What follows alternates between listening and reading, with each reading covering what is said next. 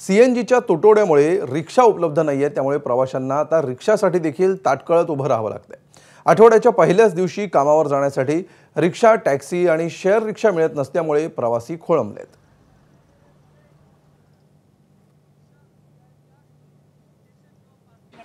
मुंबई, नवी मुंबई, ठाण्यात सीएनजीचा तुटवडा झाल्यामुळे प्रवाशांचा सुद्धा आता खोळंबा होऊ लागलेला आहे। खरं तर याआधी रिक्षा आणि टॅक्सी यांना सीएनजी मिळाला नाही, पण त्याचा आता फटका प्रवाशांना सुद्धा पाहायला मिळतोय लागलेला।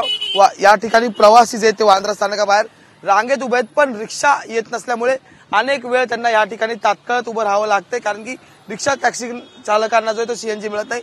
किती वेळेपासून उभे आहात तुम्ही आणि रिक्षा? 10-15 मिनिटं झाली जातात, अजूनपर्यंत रिक्षा आली नाहीये। मग सगळे लाईनीत उभे आहेत, बऱ्याच वेळ झालाय।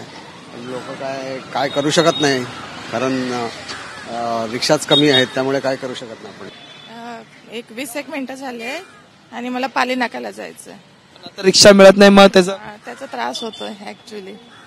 सीएनजी नसल्यामुळे रिक्षा चालक सुद्धा या ठिकाणी बसलेले आपल्याला पाहायला मिळतात, त्यामुळे सीएनजी नसल्याचा फटका आता रिक्षा चालक, टॅक्सी चालक किंवा वाहन चालकांसोबत आता जे ते प्रवाशांना सुद्धा बसू लागलेला आहे। व्हिडिओ जर्नलिस्ट विजय देसाईसह मी अजय माने, एबीपी माझा, मुंबई। एबीपी माझा, उघडा डोळे बघा नीट।